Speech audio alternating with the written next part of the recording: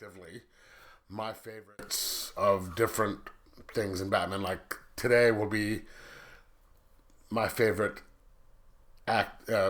portrayals of Batman by actors. Then we'll be doing like favorite Alfreds, favorite Commissioner Gordon, my favorite versions of the Batmobile, things like that. And it's going to be all live action. None of the animated stuff, and we're not going to do Gotham because I think I only watched like half a season of that. Not going to do any of the DC channel stuff because I haven't watched any of that. So it's just going to be movies and probably 66. And then, of course, it has to include more than one version of certain characters. Because, say, if you have one Scarecrow, that one wins by default because you can't have, there's no competition for it. So these have to have two or more versions of that on screen in order to make the list. And so today we will start out with Batman. And these are, excuse me, like I said before, subjective. Other people can have different choices. You can agree or disagree. And if you feel like, make your cases down in the comments below. And we can discuss. So, to get started, my favorite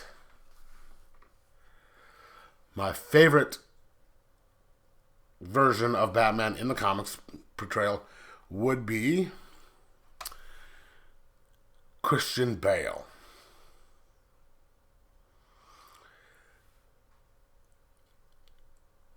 He does a very good job in, I think, doing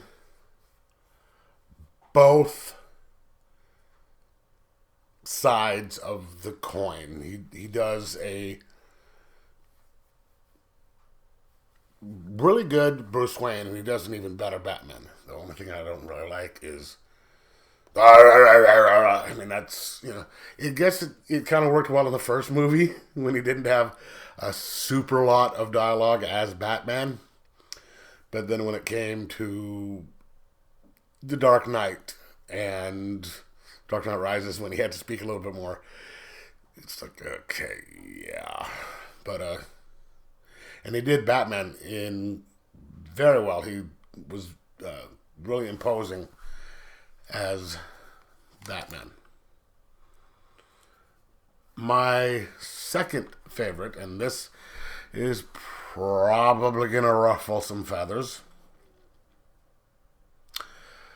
Batfleck, Ben Affleck.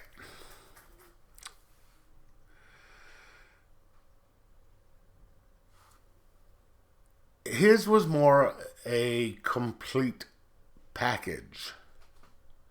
And yes, he's playing obviously we know he's playing the older Batman towards the end of his career, the more burned out Batman.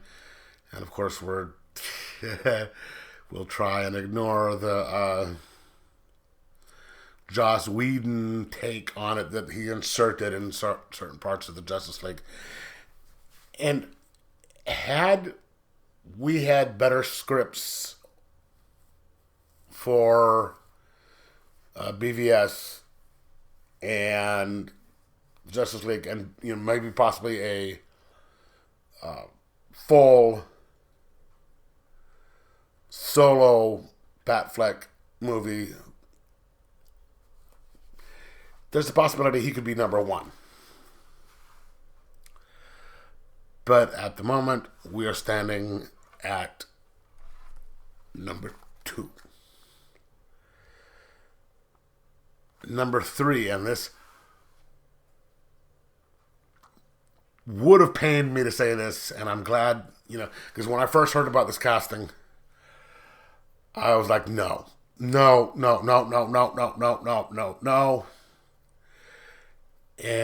I went and saw it in the theaters, I was gladly proven wrong.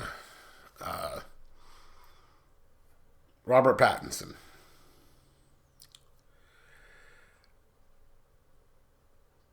His Bruce Wayne was a little weak.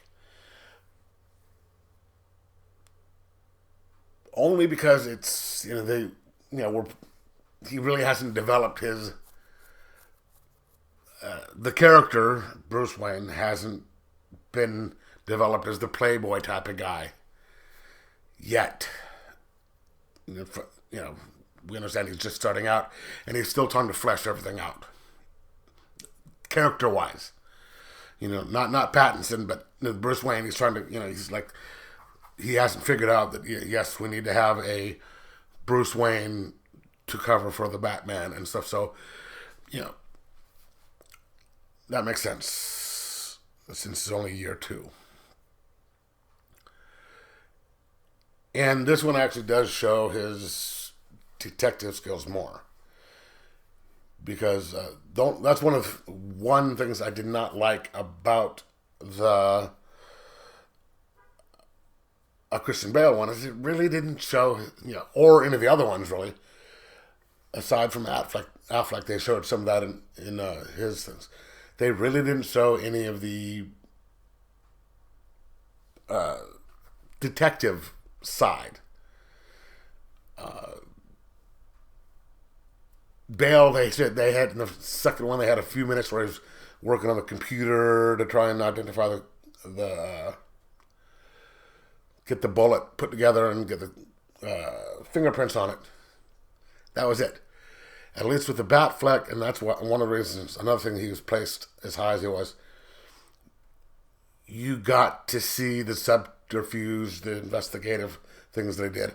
Like when he goes to the party and runs downstairs and starts putting the bug downstairs, and he's you can see him investigating things, and they're doing the same thing with a lot more with Pattinson's version. All invest, you're showing the mystery side. Not they leaned heavily on that one. Okay, then number 4. Keaton.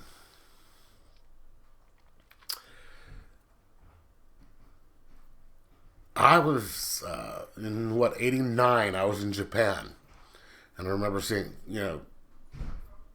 going to the theater on base and watching that, and it blew my mind because it was just wow.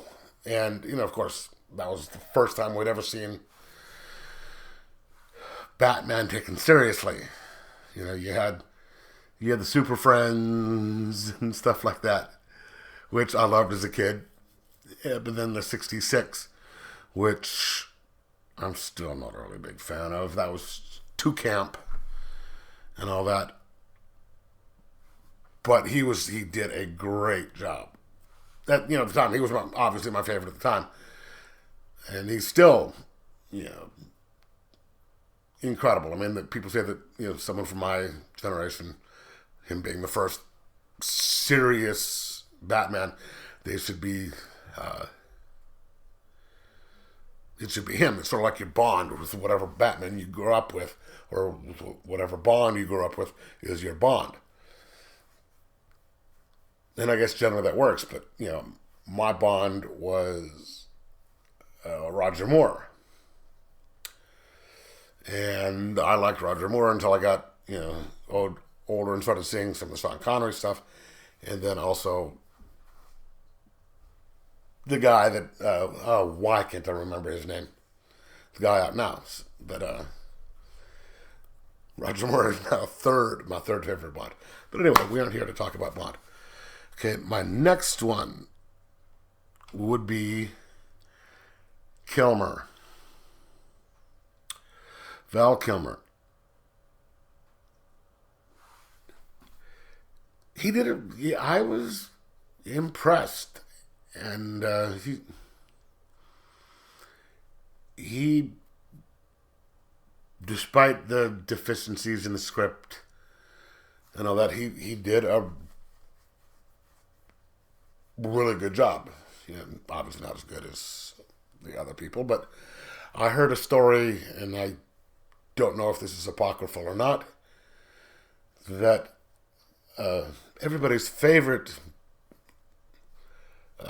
Batman creator, and only Batman creator, the finger, loved his performance, and he thought, up to that point, that Val Kilmer was the best Batman. Don't know how true that is or not, but he did a good job. He looked the part, and he was the first person up to that point. Of course, he was only the second big screen Batman that kind of looked the part in the suit, because if you actually watched the first two Batman movies, when Keaton was in the suit, it kind of pressed his cheeks down like this, and Kilmer, it went in just like it does in the comics. So it wasn't, his face wasn't puffy. It was thin out like it was supposed to be. And, he did a really good job. Then, next would be Adam West. And this is, Adam West. He's the standard. He's the GOAT. Well, not the GOAT, but he's the stick which everyone kind of measured it to, because he was first. Unless we aren't talking about any of the serials from back, in prehistoric days. And he did good. He was,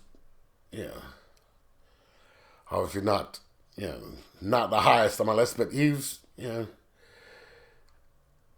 only one who actually didn't have to have a modified suit, suit with muscles and everything. That was, like he pointed out, that was all him.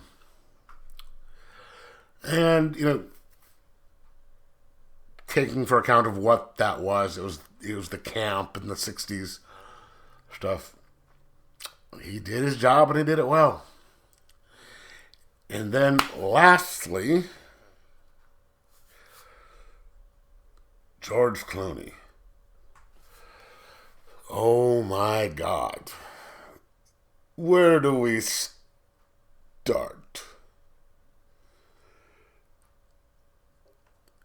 That script was, and I know I shouldn't be harping on the scripts, because this is my favorite, interpretations of Batman. And you can still do a good job doing something with a horrible script.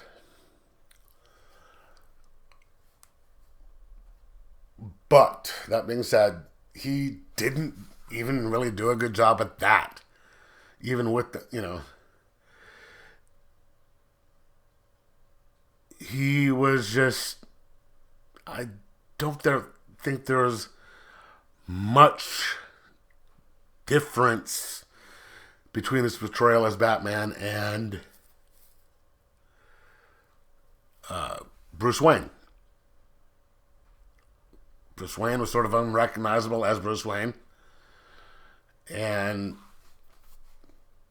the Batman that he did in there, I mean, that wasn't Batman. That was just a vain attempt to sell toys.